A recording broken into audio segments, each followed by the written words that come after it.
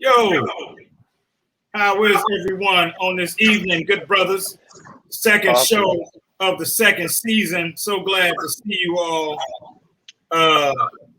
Let me tell everybody who is watching with us on this evening. First, please share the show to your Facebook page. Continue to help us build our viewership. We're so grateful for what you've done over this last year. I want to introduce you to my castmates that you see before you. The winemaker man himself, author. He does a whole bunch of stuff. Glenn Murray, my man, lover of life. Robert Hazzard, the king of pecs tonight. Male, the voice of reason. Hezzy Thompson. And we're so glad to be with you. Tonight's show is sponsored by I Am Keisha Rose Collections. And if you've seen Keisha Rose, you would be curious about what her collections was. And then I want to waste no time in bringing in our special guest for the evening. He is actor, writer, director, producer. The collection is lip gloss and candles, just so you all don't, get it up. Yeah, it's the I Am collection by Keisha Rose. Okay, thank you, Glenn, for that. I appreciate that. And our special guest tonight is actor, writer, director, producer, Malcom Banks. Drop Malcom on in with us.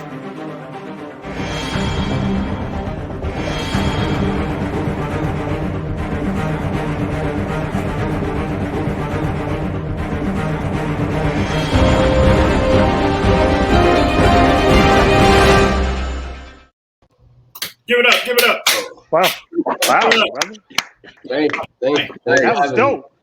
That really was, man. That really I'm just glad Roger got it right. That was really nice.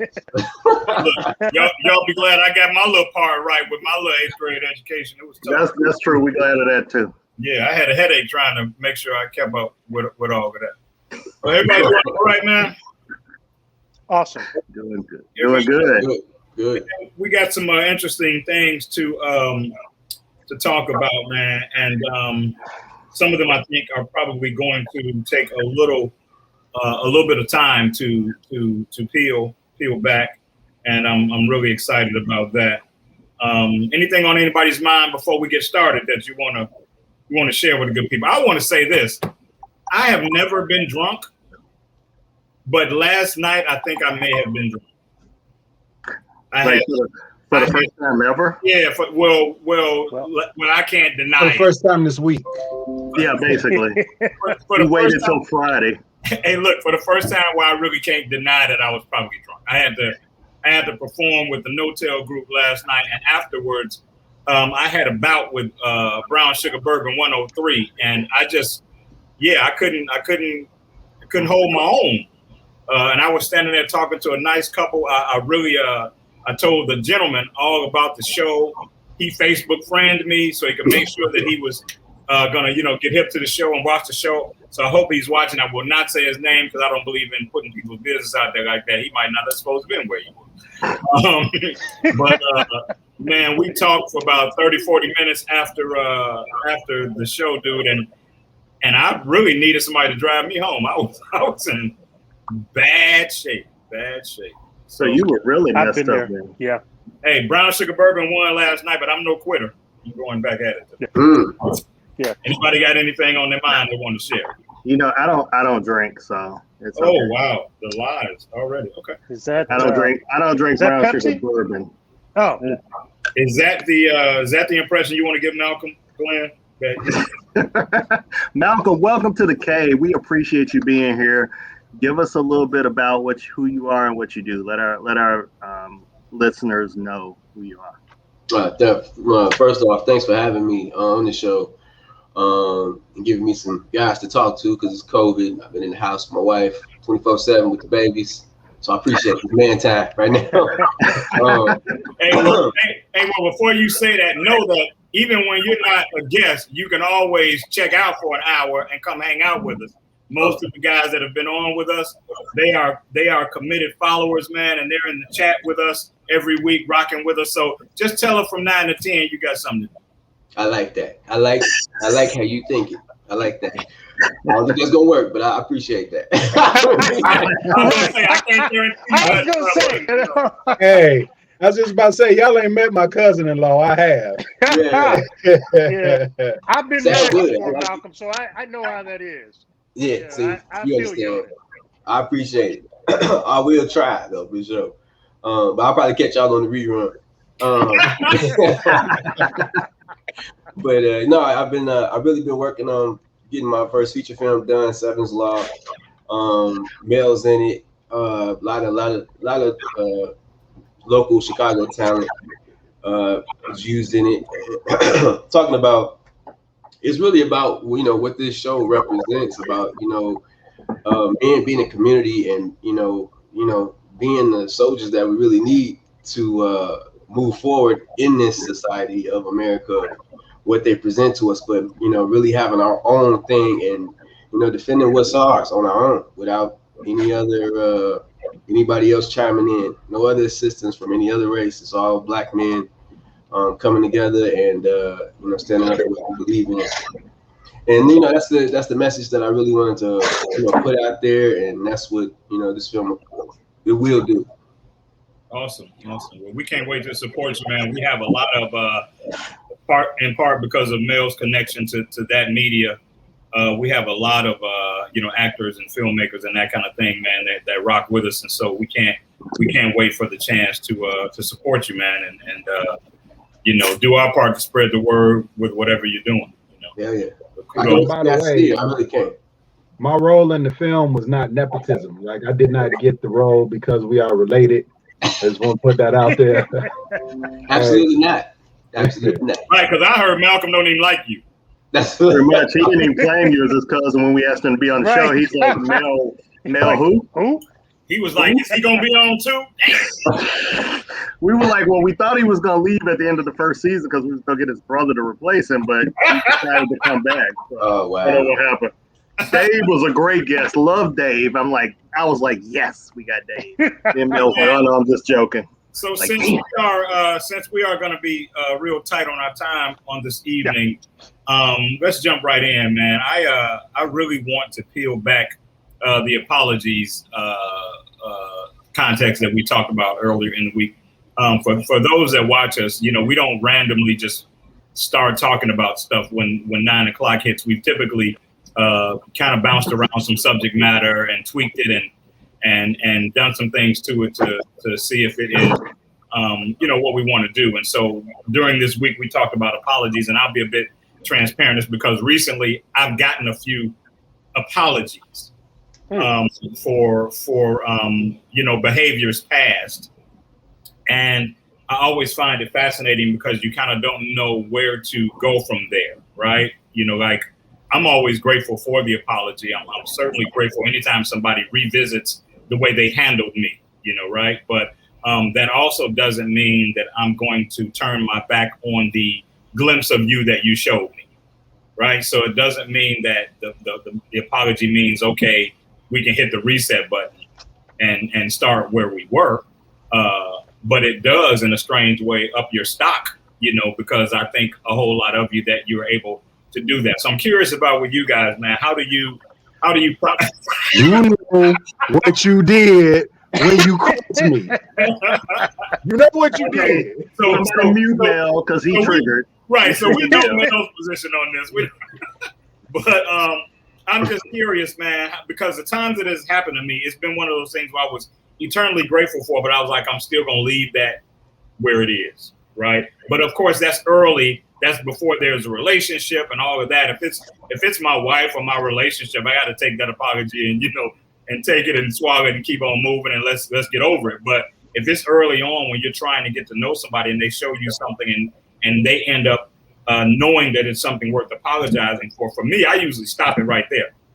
Like I'm not going to continue and invest if you've already shown me this. Like, you know, I'm not going to do that. So Malcolm, why don't we start with you, brother? And I know your situation is a little different. You're already married, but you may have some issues like that, some experiences like that you had in the past. what's your take on that? How do you deal with the apologies thing? You talking about like with a brand new person coming to my life? With a brand new, yeah, not your wife. I'm not trying to get in trouble because she's gonna lean in. I wouldn't go there and say if it was. I've already heard Mel has already set me up. Right. Whooping I would take. So yeah, brand new person, yeah, definitely. Yeah, that's done. I'm a Scorpio. I'm a Scorpio, so I got a very short tolerance with any type of like betrayal, or if you lying, you know what I mean? Because when I initially meet you, I'm 100% like, yo, we boys. If I met you at Mail House, we go into the bar, you get into a fight, I'm right with you until otherwise, until proven otherwise. As long as I know you with me from the position of whatever, we cool. We come into a situation, you dead to me. Boy, you are related to Mel, ain't you? Yeah, I like that. You did. Yeah. That's an Aries way of thinking. I like that. You're right. So, so before we hear from somebody else, I just want to say that one of our loyal followers, Jamie Gill, was saying that the apology typically requires, a solid apology requires a change behavior. But in this case, really the question is, are we going to give them a chance to give us that behavior, right? Because they could just take what they learned and move on to the next thing, and you go, hey, take that lesson with you. I've learned enough. So that's something else to keep in mind. Yes, sir, Big Mel. So the punishments should suit the crime, though, right? So, I mean, what do you mean by apologizing for what? What is the severity of the thing they're apologizing for? Like, you know what I'm saying? She ate your leftovers and you thought you had a snack and she apologized for that? Or, Malcolm said, y'all just start dating? She ate your food? Yeah. No, well. She ordered more. She started eating off your plate. You told her to get what you want, and then she started eating off your plate. That's kind of a violation. Everything was gone. That's every woman on the planet, though, bro. No. I don't think I have to get what you want. I don't think I have to be explicit to say when you're in the preliminary stages of getting to know somebody and they do some shit and you go, that's a red flag, right? And then they, in retrospect, go, that wasn't cool. And we talking about past eating your chocolate cake. Then what do you do? Do you say, okay, well, that's cool. Like I had the two experiences I'm talking about. One was one that was very salvageable. It happened in the moment. Maybe 30 days later, they reached and said, hey, my bad. And I said, cool, I appreciate that. The other one was like 2 years old, right? So of course I'm not trying to pick that back up, but the one that's newer, it made me think, okay, so, because I don't know what their expectation is, right? Their expectation might be, okay, now that I've humbled myself and said, hey, that wasn't the right way to do this. If you still down, I'm still down. Whereas, come on. I got a situation now with a young lady I've been friends with for years, and we had a bit of a situation that was worth apologizing from her standpoint, right? We were supposed to watch this show together, and she was at an event. She told me she was on her way home, but somebody else came. She ended up catching with friends, lost track of time, and left me outside of her house for a certain period of time, right? And so Malcolm is like, so here's the deal, though. Here's the deal. After that, it was a cutoff, right? It was a cutoff. This was years ago, and we've since had a conversation. I explained how I felt about it. She explained what happened and all this other stuff. And here's my take on it, right? I am not the same person that I was 10, 15, 20 years ago, right? So if I don't want people to judge me based off of a simple error in judgment at a particular time in my life where who knows what was going on, who am I to ultimately judge that person on that incident and not at least give them a chance to reconcile? And I mean, I'm not saying I'm going to marry the girl now or anything like that, but it's like, all right, let's at least be cool again, because after that, we weren't even cool for a long time. Let's at least be cool, because there was enough there for me to say, you know what, I'm interested in whatever happened. Because I know I've messed up in times before, and that simple moment in time did not define who I am as a person. I've made bad decisions before. You know what I mean? So that's just me though. I am a strong believer that the axe forgets, the tree remembers, right? It's usually the person that commits it that is like, oh, it wasn't a big deal. But if they acknowledge it and they're genuinely sorry, and as Jamie said, there's a change behavior behind it, then I'm at least open to the conversation. I'm not a you're dead to me person, except for a couple people in my life who know what they did when they crossed me. You know what you did. So that makes, I guess the Aries is like a tree then, because we don't ever forget. We don't ever forget. Like, I'm still mad at my 8th grade girlfriend. We ain't gonna talk about that. Because like that 1 week we dated, it was real. And then she gonna leave me like that. He said, okay, I'm gonna just change the subject. It was real. It was real. Let me just change the subject though, because I'm all right. I'm all right now because it's been a while. But no, I think it is kind of the punishment fits the crime type of thing. But it's like you get older and it's like you don't have time for that. It's like you either are with me or you're against me, as my uncle used to tell me. And he's like, there's not a lot of in between. And you can tell who's with you and you can tell who's against you, and it comes out pretty clearly. And so, you know, apologies are great, and I'm a very forgiving person. I don't know that I'm a very forgetting person, and I think that's an Aries trait. Robert, you can back me up on that. I was just about to say something about that. Well, here's the thing. If you're putting any effort into remembering it, then I have to wonder how sincerely you are forgiving them. Not that it's supposed to be absent from your mind, but if you're conscious of how much you're remembering it, then I would challenge to what degree you're really. No, but it's not that, Shawn. It's that I have a limited number. There's a limited number of hours in the day. I have a limited number of friends I can deal with. There's a limited number of people in my corner. So if you're a gray area at this point, then you probably need to go. You know, it's just, you just get too old for that. I don't need to try to figure you out at some point. So if I don't know who you are, then I don't know who you are, and I ain't really trying to make an effort to figure it out at this point. I think that's the point that while I'm a spiritual person, I'm a forgiving person, even though I'm Aries and I need to be more aggressive, you know, and maybe not forgive. Yeah, Robert, represent, Robert. Right. Don't play. That's what I'm saying. You know the code. I have learned some lessons, but I think that, you know, when we talk about, you know, forgiving somebody, you know, I always look at the biblical piece of it. We all need to do works that befit repentance, right? Or, you know, forgiveness. And if we're doing that, I think we've all kind of said this already. At the beginning, you know, if they've made me sit outside the house, you know, an hour or so, and this is a new relationship, I'm going to have a problem. I'm driving home. I don't need it, you know, and I'm probably not going to, you know, follow back up with that person. Not because I got all these DMs that people are sending me right now. That might have something to do with it, but it's really not that. Hey, Rob say, I have options. I do not have to put up with this. Yeah, that was a subliminal message that Rob has plenty of DMs. So if you're making him wait for more than like 20 minutes, you're out of here. It's over. I'll give you 25 minutes, especially if you're gorgeous. If you're gorgeous, see, we didn't talk about that, guys. I know there's the buffer for buffer for hotness. There's the hotness. Yeah, there's got to be some hotness going on here. I'm just saying. Yeah, we need to. Yeah, there's an exception if you're hot. Yeah. And Malcom, another chance. Hotness does grant you a degree of forgiveness.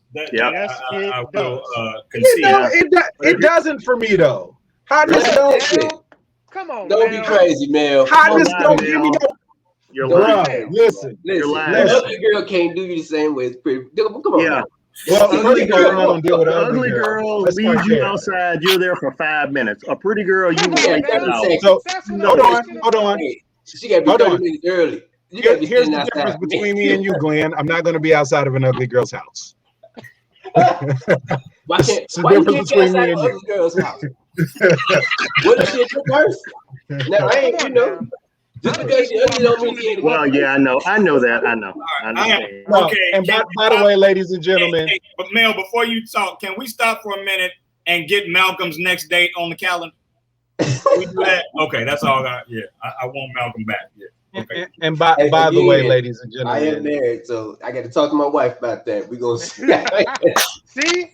And for the record, all of you are beautiful women. We love you Yeah, all. we're flattered that you joined us, and we love you all. You're all beautiful. Thank you. right. I was gonna correct the behavior.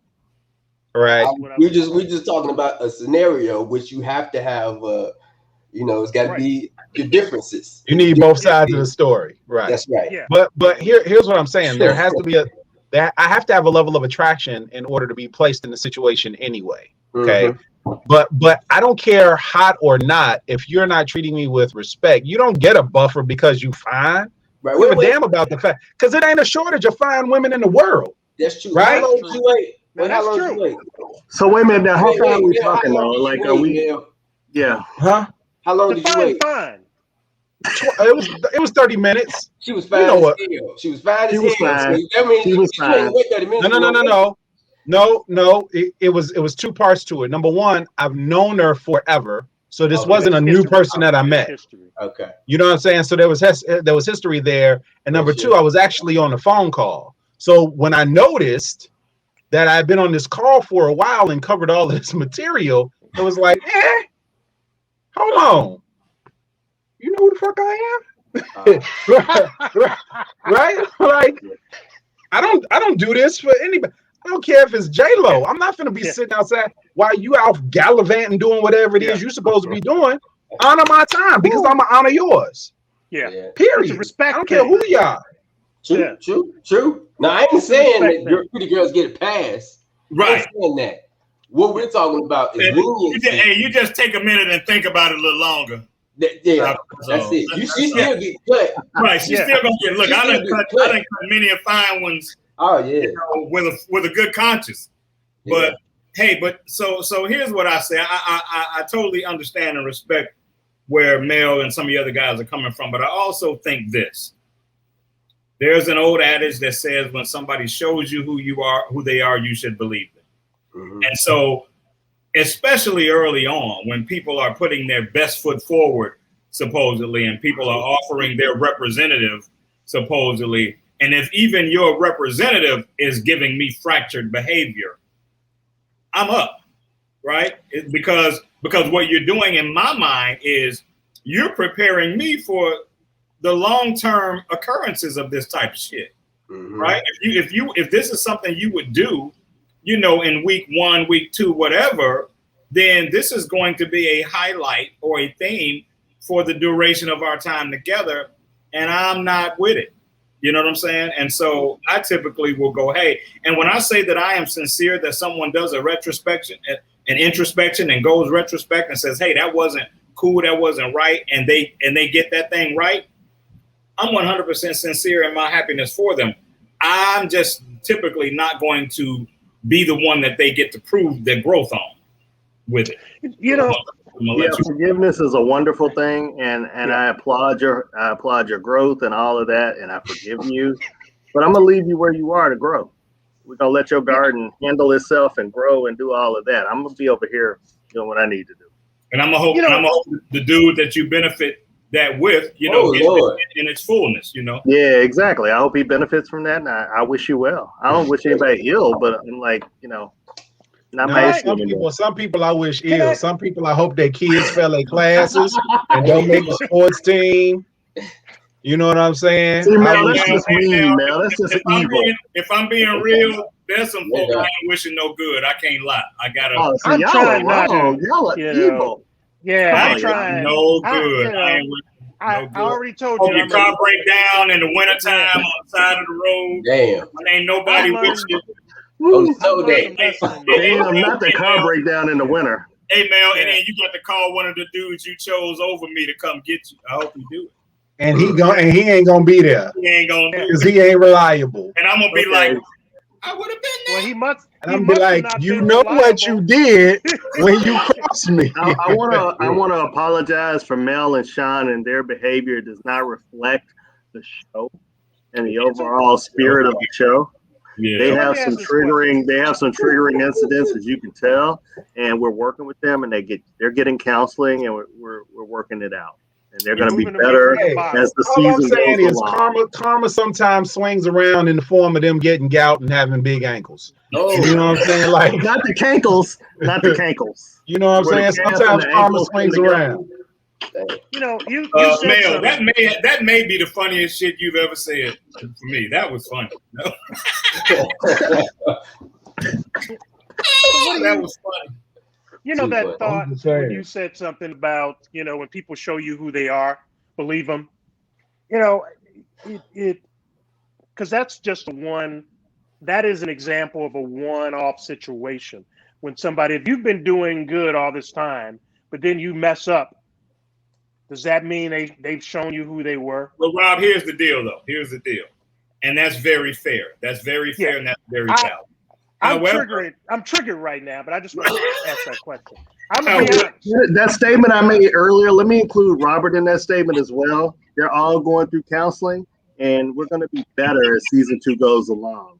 So we thank you all for watching, and we hope you keep watching. But Robert, check this out. I have experience with having done the forgiveness thing the first time, when it circled back around, done the forgiveness thing again, because they like Mel would say, they did what they did again. Yeah. And then when the third time came around and I was like, I'm not going to do that again, then they said I was holding them hostage by their past. Yeah. We were holding them hostage. Right. Yeah. You see what I'm saying? So you have to decide when you're going to pull that trigger on saying, okay, I can't really gamble with that again. And my logic was, okay, I get that. I hear you. I hope that you are where you say you are, but there's not a human being I can talk to that if I give you a third shot and you dog me again, there's nobody that's not going to say, dude, that was your fault. You're right. Well, what's the saying? First time, blame it on you. Second Fool time, me once, shame on you. Fool me twice, shame on me. Or as me and my family say, fool me twice, can't get fooled again. That's what George Bush. That's what George W. Bush said. See, and that's why I'm having that moment, Shawn. I hear you, but you know, I've been fooled in situations, and I'm going through counseling on that. But it's one of those things that you know bugs me when people, because I try to be a forgiving person, and I think I've allowed people to take advantage of it. And it just can't happen anymore. We just need to do a better job of that. Well, no, I didn't know y'all were doing like second time forgiveness. Like I'm a first time you messed up and we good. Y'all are all second and third time. Yeah, okay, this is second and third. I've been married. No. I'm too old to be giving second chances. Life is too short. Oh, okay. I think that's the key. So we all, everybody from Chicago here. Yeah. Yep. Except Glenn. You know. So Glenn ain't from here. He from Tennessee. Oh. Yeah, I'm not from here, but I've been here like 20 years, so that makes me a Chicago. You not from here. Well, I ain't from like 79th and Colfax Mill. No, I'm not. It's a strong possibility that you know somebody who got murdered. Yeah. Right? Oh yeah. Yep. Yeah. Strong possibility of that. So with that information for me, that right there let me know that time is short. I just live like that. So it's never been anything. So when people cross me, and it ain't gonna be no like little thing. They really got to do something. But when they do that, it's so easy for me to be like, yo, I ain't got time for that because time is not promised.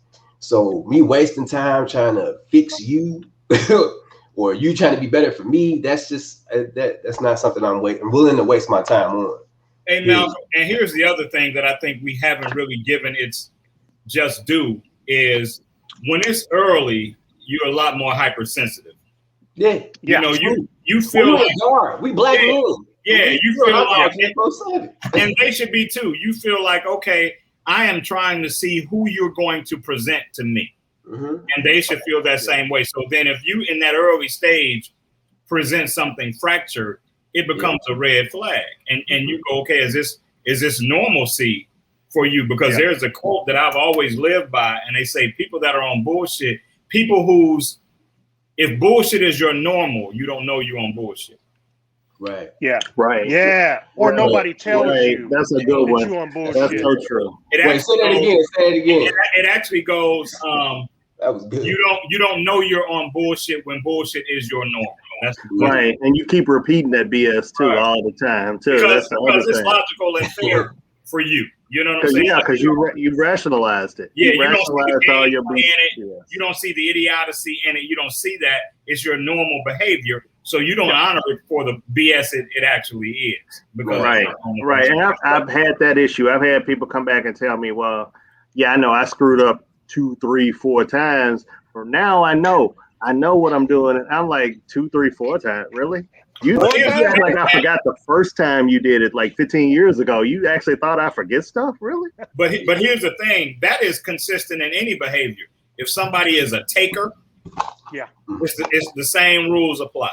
If they don't know they're a taker, you know, and that seems normal for them. If somebody's inherently selfish, they can't recognize that and spot that as that extreme degree of selfishness because it's normal for them. Yeah, you know, it's a normal issue. Right, and the challenge becomes how open are you when somebody calls you on that shit and tries to get you to understand it. How open are you then, right? Yep, and I'm a firm believer that you need to carry your own baggage.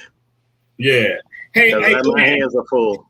I like that. Hey, Glenn, do you have the exact verbiage of the malignment? Of the what?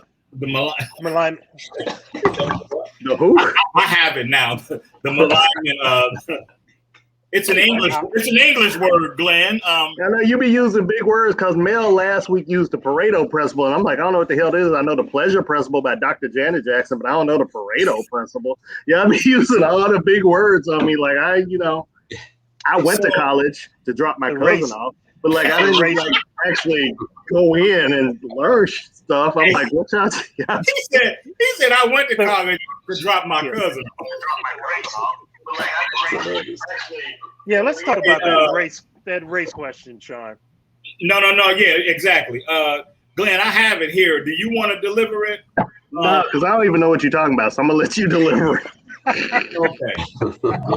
Sorry, see, y'all, I have to light candles and have therapy dealing with these gentlemen on a weekly basis. Before you met her, she was in therapy. Don't start. Don't even think about it. He'll burn the sage and cleansing the house. You know, it is hard being a voice of reason for these guys. That ain't sage. All right, so I'm going to just read through this. I don't know that the verbiage is what we would have necessarily chosen, but we can tweak that as we go. But the verbiage goes like this: why is it no other race is maligned like black males? Why no other? I guess we could say, gender within a race. We're called out, written about, have movies and plays made that highlight our bad habits. There are no posts or films that specifically state there are no good white, Asian, Latino men. Oh, okay. I remember this now. I'm sorry. Yeah, this is Cortez Mack. This is from my cousin Cortez Mack. Right. Cousin Cortez. Yeah, I was trying to help you out, Glenn. Thank you, Rob. I appreciate it. Let him finish. I had that was really it. I had a really interesting conversation with a young lady about it that I will share some of the snippets from that as we talk.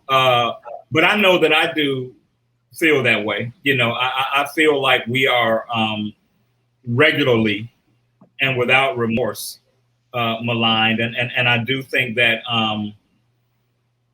it's hurtful because we expect it from others, but a big degree of it for us comes from our own within our own, either our own color or women that are the same color of us as we are. And then of course the trick becomes the fact that we can rarely, and I think this is a human frailty that we need to get together. We can rarely talk about an issue without trying to highlight the opposite in an attempt to get it some attention, right? So if we're talking about something that's going on with black men, I don't in that moment, I don't want to discuss that you think it happens with black women too. I'm not respecting that. I'm saying it happening with them is not the answer for us, right? But what aboutism? Right. What aboutism?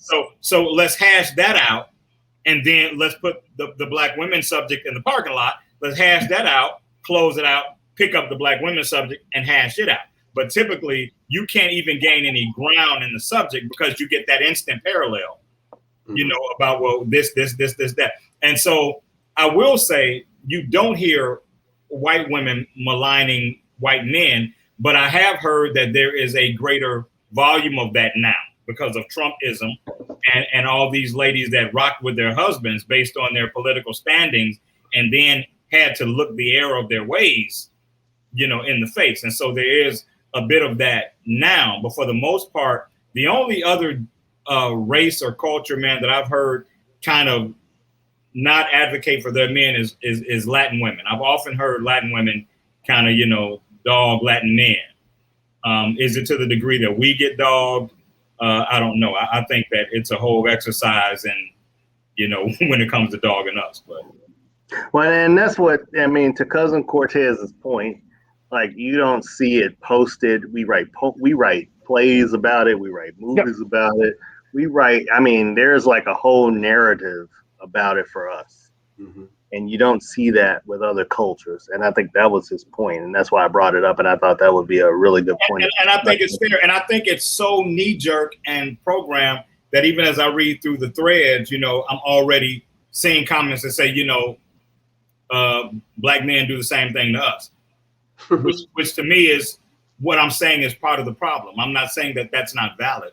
I'm saying that we can't raise that as it's a resolution for the subject that we're talking about. Mel, you quiet. I like when you're quiet because you think. Tell me what you think. I ain't thinking. I like when you're quiet because I ain't talking. I'm gonna hold off for a little bit, Shawn. Keep going. Right. Okay. Then I'm gonna light Glenn ass up. Rob, what are you thinking? What are you thinking about it, Rob? I'm ready. I've had enough conversations to know that, you know, we have been on the other end of the judgment and all that kind of thing. So you know, is Cortez already put in there that, you know, it's a business. It makes money. Tyler Perry made a lot of, you know, money talking about, you know, us in a funny way. There's jokesters out there that talk about us in a funny way.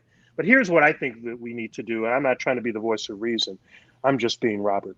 That we need to change that narrative. And when I say change that narrative, man, it is just what we're doing right here. The brothers getting together and doing something positive. I think that if we continue to show positivity and connection, we can change that narrative in terms of what Black women think of us, what other ethnicities think of us. And as I've said before, Shawn, that we've got some amazing sisters that are behind us that are encouraging us to do good things. And guess what? When they're there pushing us along, we're able to do it. Mm-hmm. So my thought is, let's move forward. Let's kind of put this stuff to the side as it relates to the negativity of what we have been told that we can't do. Because if you look back in history, we have done some great things, from entrepreneurship back in the day, you know, raising our families, being, you know, respected men in our households. I could go on and on about that, but I just want to, hopefully I answered that question for you. So let me ask you the group of you, and Malcom, I don't want you to, I don't want you to lose whatever. I don't want to skip over this though. Yeah. Because what I think is also lacking in our community, why, you know, this is looked at as okay, is still a system of the Jim Crow period. It's like just the whole law of it. You know, talking about us and being okay with it and all of these things. And then there's also, on top of that, it's also us not understanding relationships, us getting into relationships thinking it's supposed to be this movie, perfect, blah, blah, blah. Yeah. And truthfully, you're two individuals coming into a situation. So as two individuals, then you have to have understanding that you have to take time to learn this person's behavior, or if they're going through something, have the empathy to, like, instead of like, oh, he ain't the S word. And if he ain't that, why? Instead of just saying it, investigate, spend some time. Since you want to get to know this person, vice versa, man or woman. She ain't doing this. Investigate why she's not doing that. Those are the things that are lacking in our community for this topic of degrading Black men when they can't get a job. Like he's not working. Can you help him with his resume? Can you? You know what I mean? Just those little things that could don't down each other, but lift each other, like you just said, Rob. Like, just lifting the little things, just little things. It ain't gotta be huge. You ain't gotta, you know what I'm saying? Just like, hey, I'm with you. Let me help you with your resume. Let me help you. Build yourself. Let's build together. Building together is that's just dead. It's so dead in our community. That's what's killing us. And then the movies don't help, of course. Right. Well, there's a blanket generalization, and that's the problem. Is everybody, you look at it and you throw a wide net across everybody, and then you publicize that net, and you perpetuate a stereotype that was started in another area other than ours, and another culture other than ours. And I think that's what the point was when Cortez put that out. It's like you don't see any other culture taking the stereotype and then running with it and expanding on it and exploring it in a whole different way. About it all day, and making it an art form. As a Black man, and I like to think that I am of a particularly strong mentality, but as a Black man, it still is exhausting. Right. And I get, and women are going to come back. And all day, every day. Right. And I get that. Posting Black man ain't, Black man ain't, you know what I'm saying? Like, you have to put a certain fiber to dismiss that and know, well, they're not talking about me or. No, and you're right, Shawn, and you're right. And I get that there's some men that are trash. I'm sorry. Yes, they are. Yeah. That's across all races. There's some men that are garbage. But you want me to advocate for you and see you a certain way behind that. It's fine to express yourself, but then you want me to be able to dismiss all that and rock with you when you're ready to rock. But I would remind women that when we say something about women, what's the first thing we hear? Not all women.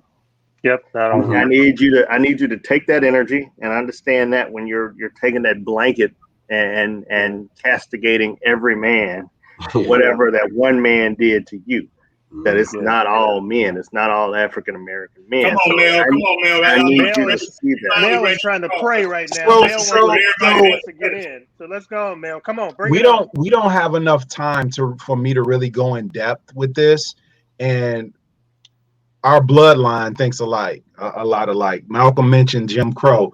I'm going to go back even further than Jim Crow. I'm going to go back to the slavery era and buck breaking. I'm going to go back to the point where Black men were not only demonized but demoralized and punished severely in front of their children, in front of Black women, and it scared Black women to the point where they used Black women to instill fear in men, right, and to control the Black man. Because here's the thing: think about the Black woman who's watching with her son and daughter or whoever, watching her husband get beat. They want us to be strong, but they want us to be submissive. And so now they have us on the fence because our women are telling us, don't do that. You can't be this way, whatever. And in African culture, we had respect for Black women. We had respect for their opinions. And there were some things that the man would lead on, but we understood that other part of us was super important. So now we're in a country where we don't speak our native tongue. We lost all of our cultures and traditions. Where the buck breaking is happening. We're being beaten in front of our women. And now our women are scared for their children to be strong men. So now they're raising weak men on purpose, physically strong to do the work, but mentally weak. And this has happened for hundreds and hundreds and hundreds and hundreds of years, where the Black woman was telling the Black man what he couldn't do, what he shouldn't do, how strong he shouldn't be, all of this other stuff, for fear of them getting in trouble, them getting killed, so forth and so on. So you take all of that psychological trauma that happened for hundreds and hundreds and hundreds of years, and then you bring it into a society where they say we are free, but all of these images are still being pumped through movies, through television shows, through music on both sides, right? The demoralizing of women, the misogynistic music, and all of that stuff. All of this stuff is happening psychologically through our entertainment, through our culture, through the things that they're pumping into our community, so much so to the point that we can't get our own shit together and figure out what we need to be doing for each other because we've been so busy being programmed by everybody else. We ain't got enough time for me to really dive into this, right? Because you've been preaching. Well, then give me a streamlined answer in terms of how that has impacted today's woman. And the way what do you mean? How has it? They're doing the same thing, telling us what we can't do and what all of our flaws are, right? They've been doing that since slavery, because in slavery they were instilled to tell the black man what his flaws were, right? And to try to keep him from being a certain way, from being strong, from being a leader, from being all of these things, right? So now it's just the perpetuation of that on another level. Right? They had a flame and they put gas on it. That's what it is now. And so it's a generational. It's a generational conditioning. So I'm assuming movies, all of those types of things have shown it as well. So I'm assuming, Neil, that when we then look at the component of single motherhood, then that is oftentimes an environment or an atmosphere that is a lot more susceptible to that historical influence, because there is not the male presence there, if he's of sound mind, to dispute, refute, challenge those programmings, correct? Well, it's a balancing system. We have an economic system that rewards women for having children and not having men in the house. That's a fact. That there's an economic system that does that. Welfare does that. So it creates that image and it creates that attitude and it creates that mindset, which just feeds into everything that Mel talked about. So there's a lot going against us to start off with. So we have to recognize that. But it's not us that, so, oh Lord. Come on, Malcolm. I know, right? It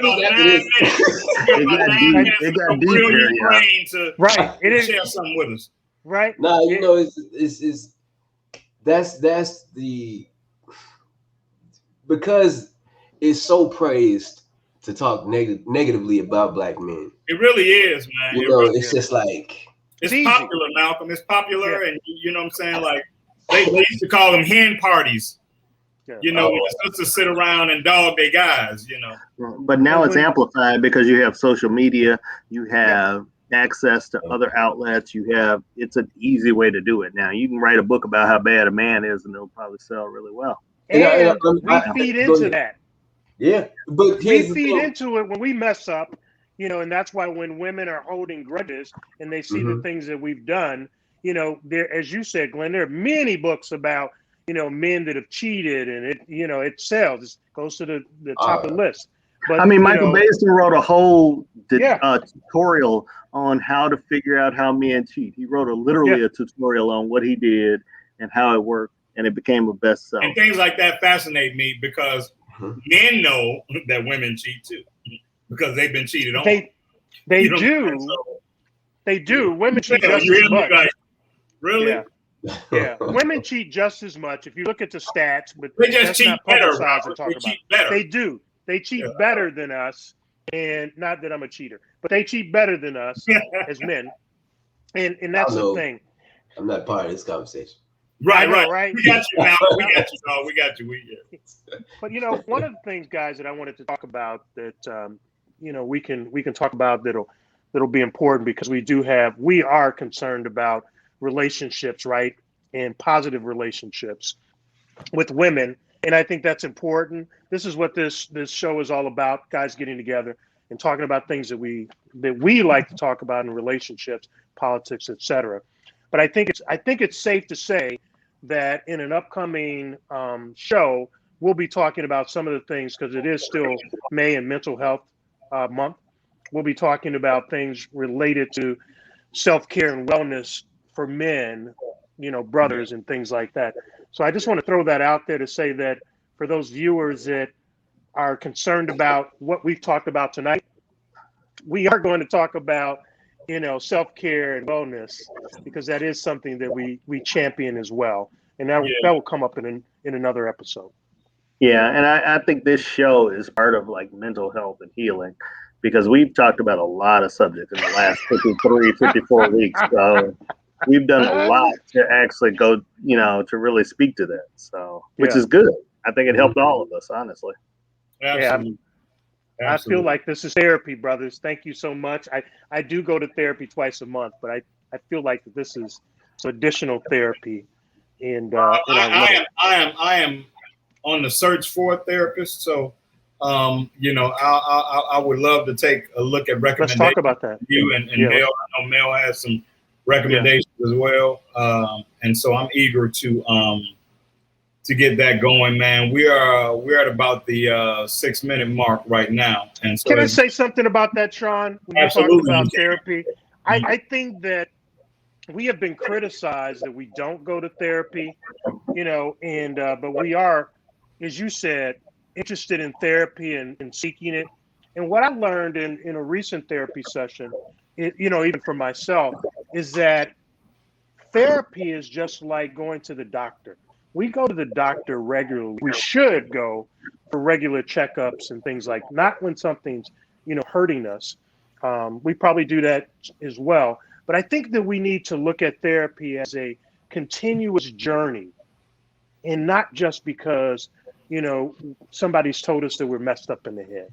That's just my take on.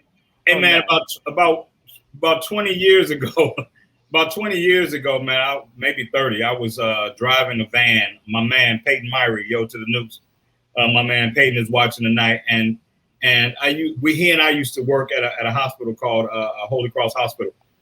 And when I first started working, I was a shuttle van driver. And I had to pick up a physician who was interviewing to be on staff at the hospital. And driving back, I don't know why he chose to be this transparent, but we were having this conversation. And he was telling me that we live in the only country, or one of the only countries. This is just the way I remember the conversation. He said, if your foot is broken, they will send you to an orthopedic surgeon.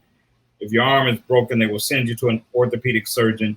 If the way you think is broken, then they call you crazy and dismiss you. Yeah. And he said that there is nothing wrong with going to someone to help you fix the way you think and process. It doesn't mean that you're crazy. It just means that there's something that needs to be repaired, and you go somewhere and get that repaired. So absolutely. We're such a judgmental people, man. It's sad at sometimes, man. We're at about 3.5 minutes, man. So we should probably go around, man, and make sure that everybody has shared what they want to share. And I think the production team has something new in terms of the way they want to end shows and share what we're doing. So I want to give them time to do that. But Mel, is there anything you're working on right now or doing that you want to take 30, 45 seconds and share with us and tell us that's going on with you? I'm pretty good, man. Just working on the film with my cousin, trying to get that cracking. He was very nice in his explanation of what it was. So he gave y'all the PG version of what this really is. But I have 2 coaching companies. One is called the Ultimate Coaching Exchange. We're going to do our official launch the weekend of June 12th. So be looking out for that. That's a personal development and coaching company. And another coaching company that is specifically for entrepreneurs to help them either get their businesses off the ground or get their businesses to the next level. And outside of that, man, just, writing and studying, man. Study, practice, teach. That's it. Appreciate it, man. We had about 2.5 minutes. Robert, real quick, tell me what's going on with you. I have 2 companies. One is called the Hazzard Group. The other is called the Hazzard Group Collective, which really is bringing about a collective amount of resources to help small businesses with the challenges that they may be having. I also have a podcast that's going to be launching, I believe next month or July timeframe that's actually called The Way I See It. Just a conversation with me, talking about some various things. We're also going to be, as a group, talking about the Clubhouse experience. So stay tuned for, things like that. So thank you so much, Shawn. Glenn Murray, what's going on, man? Yeah, quickly, I don't even want to promote my business. I want to thank everybody for coming on. I see a lot of first-time people. Thank you, Gillette Palmer, Tammy Lynn Connors, Michelle Eves, Mona McElwain, people that I know personally that have come on and supported the You show. got friends, Glenn? I'm impressed. You got friends? I know. I have a few friends. Yeah, a few people know me. A few. But no, seriously, thank you guys for supporting the show. We're looking to take this to a bigger platform, and your support means everything to us. And that's on behalf of me, Rob, Mel, Shawn, Roger, and Keisha, our executive producers as well. We really appreciate you. That's all I wanted to say tonight. I appreciate it, man. I share your sentiment. I did want to mention that for the first time in a lot of years, man, I got to share a stage last night with Kennery Kent Smith, one of our favorite regular guests, man. That's awesome, man. Friend of the program. Yeah, it felt good, man, to be doing my thing and know that somebody that I know, come rain or shine, had my back, because that whole performance thing is a trust space for me. And so if I'm in front of a band and I don't know anything about them, I'm a little antsy. But knowing that I had a cat that I got all that history with, it just made me a bit more comfortable. And we had a real good time, man. And I was, Kennery, man, I don't know if you guys understand, because he's such a great orator and he shares his thoughts. My man is an elite bass player, man. He's an elite musician. And I hope all of you, man, get a chance to check him out, man, at some point. He is he's not to be played with, dude. He is one of the best bass players Chicago has to offer, and I'm grateful to call him a friend of mine. So, hey, man, I love all of you guys. There's nothing that you can do about it, Malcolm. I so enjoyed you. I wasn't kidding when I said I'm already looking forward to the next time we have you on. Even though you're related to Mel, we're not going to hold that against you. Definitely, yeah. We're going to. Hey, Shawn, you dropped that. Hey, man, Malcolm, we want you back on in spite of that, though. We want you back on. And we can't wait to support you, man. So, hey, everybody watching, thank you so much for tuning in and sharing with us. Thanks, everybody. Spread the word. Tell somebody about the show. Send the show to somebody the next time we post it. Production team, we're ready to get out of here. Till next Saturday at 9 o'clock. We'll meet you right here. It's Live from the Cave.